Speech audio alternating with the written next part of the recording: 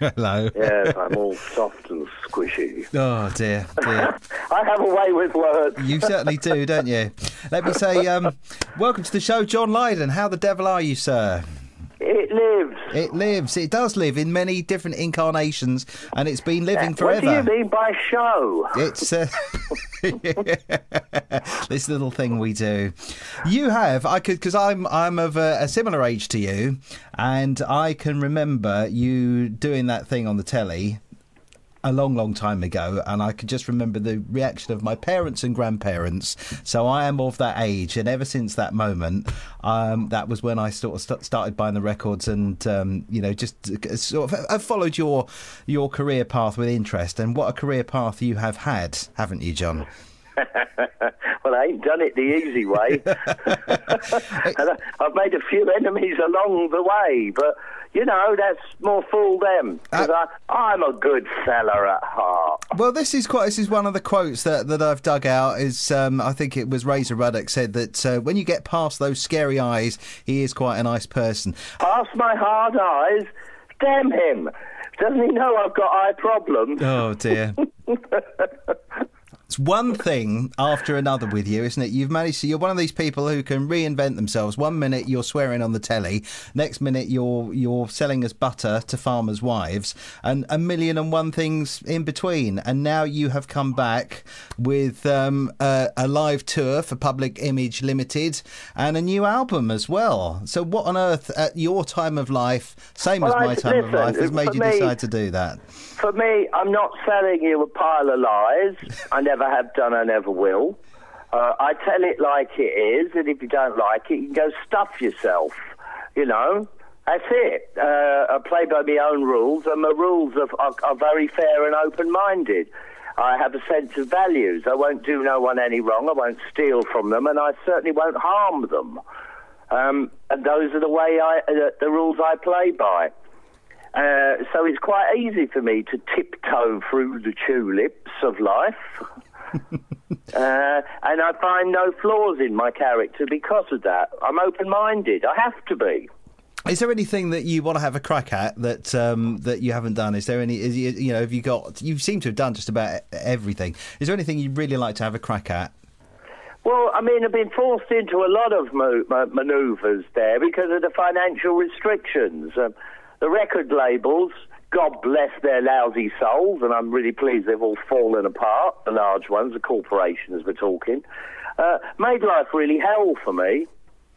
Really, really seriously financially restricted me to the point where for almost 2 decades I couldn't function. And yet music is the one thing I love most. But rather than sitting at home and festering a resentment, I've got the patience of an elephant. I just waited till the time was right. And that time is now, is it? I could get enough money together to make a thing work. And along came a butter campaign, which I've got to be honest, when it first was plonked on the table, I thought that's insane. And then it occurred to me that's the most anarchistic thing I've ever heard.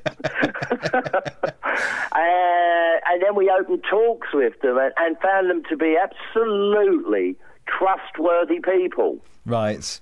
Really honest and full of integrity. And that was a situation I hadn't found in the music industry. So I was really, really chuffed to work with them. Enjoyed every minute of it. And the money that came from that went to reforming Public Image. Every penny of it. This is Wave 105. Andy Jackson here on the evening show. More from the legend that is John Lydon in a moment. Good evening, this is Wave 105. Andy Jackson here with John Lydon, or Johnny Rotten, and we were talking earlier on about where the money went from the butter adverts on the telly. What about all the money from I'm a Celebrity then, John? Well, the I'm a Celebrity thing, any money that was raised in that went into charity work. That's why I did that. Right, okay, so fair even enough. though I could have definitely done with the cash, I didn't feel like my sense of values wouldn't allow me to be profiteering from a program like that. Didn't do you any harm, though, did it? Let's be honest. Well, that's because I am who I am. And by gosh darn it, people like me. Well, hopefully people are going to like you enough to come and see you, because you're coming down our way, and you're going to be at the O2 Academy in Bournemouth on Tuesday, 31st of July. Yes, at the old folks' home. See, that is a perception. Your reputation, Bournemouth, precedes you. That is a perception problem. No, Bournemouth's a fine place. You have youth there, I do believe. We certainly do have youth, but of course you are, if you don't mind me saying so, you are one of those old people now, John. Same as me. No, I'm not. I'm young at heart. You cheeky monkey. As far as I'm concerned, I'm half a century young. Exactly. And that's a very good way of putting it. So yeah, I don't buy into that ageism nonsense. Frankly, the longer you're on this planet, the more you've learned. Do you think... And that cannot be a bad thing.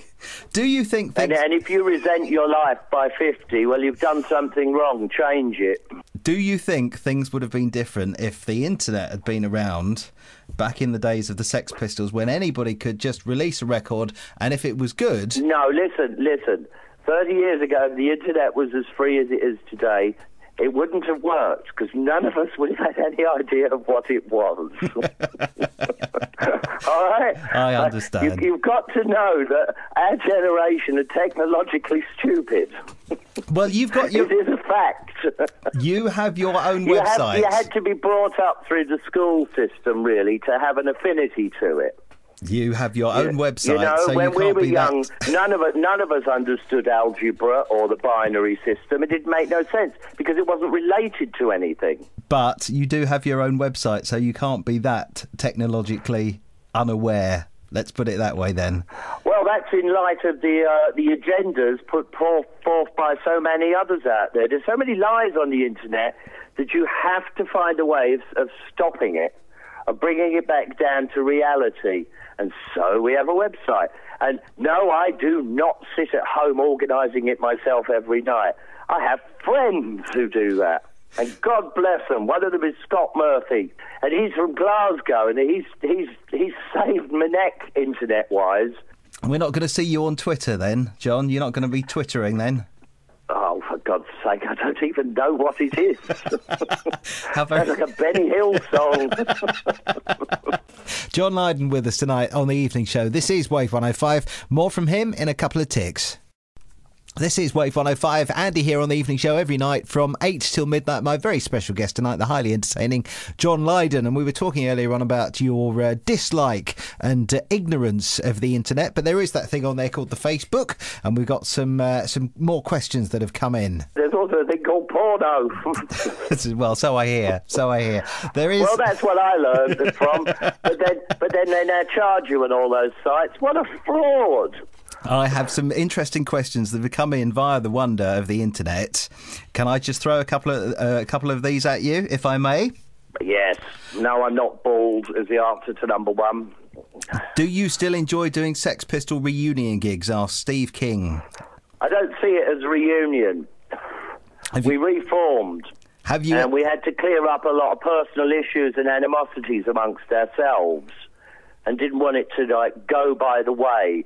And also really a shout against all them silly books written about us and people talking about us in the third person. It's all very wrong. We get on all right with each other, but I don't know about writing new material. Every now and again there's a possibility we might get back, but only for fun. Right, that's fair enough. Andrea wants to know... Purely for the fun of it, which, by the way, when we first started, was all about the fun. And are you still having fun when you're together, then? Yeah. When that goes on to a long tour, it becomes animosity again. So just a little bit every now and then before you kill each other? Yeah. Fair enough. Out of respect, really. Andrea wants to know, are you aware that there is a campaign for you to be number one for the Jubilee? I'm assuming you're aware of that. Oh, that's a Sex Pistols thing. Whoever's doing that, it's not us. Right. And it's really not what that band ever wanted. You know, we don't need those kind of chart positionings to adhere to. It's not what that band's all about. So in a weird way, whoever's pursuing that kind of campaign is definitely working against the band and its ethics. It's almost creepy what fans can get up to. Are they fans or are they enemies who are doing this then? Well, they're manipulating a situation there for their own means, and it's one that none of us as a group of fellas who wrote these songs care for. I see, that is interesting. We never did this for a chart position, ever, never, and never will. More from John Lydon in a couple of moments, right here on the evening show from Wave 105. This is Wave 105. What an entertaining evening we have tonight in the company of John Lydon, or Johnny Rotten, as some of us grew up to know him.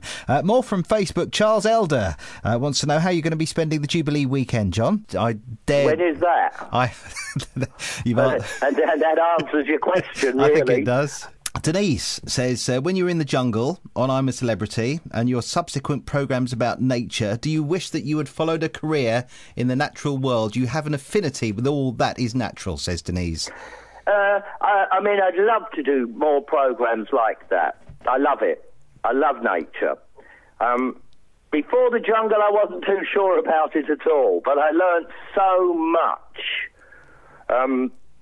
I learned to be at peace with the wild, and I like the exploration, and I like studying wildlife, and the pulse that gives anything the motivation to exist thrills me. I'm not one for running around squashing spiders just because I think they're horrible. They're not. I'd love to do that, but I ran into a lot of problems with the TV networks and production companies that run these kind of things. And they were insisting I sign things like 5-year contracts. And that's not what I want to do. I work in a very specialist way. What is enthusiastic to me is special to me. And I won't be forced in to do garbage TV just for the sake of a contract. I won't commit willy-nilly. I have to be free to pick and choose. You understand? I do. And that's meant I've turned down an awful lot of like easy money to be earned, but I don't want easy money. If I don't believe in what I'm doing, I'm not going to do it. So the money from the butter has gone to Public Image Limited for the new album, which is the first new album in, was it 20 years? Nearly.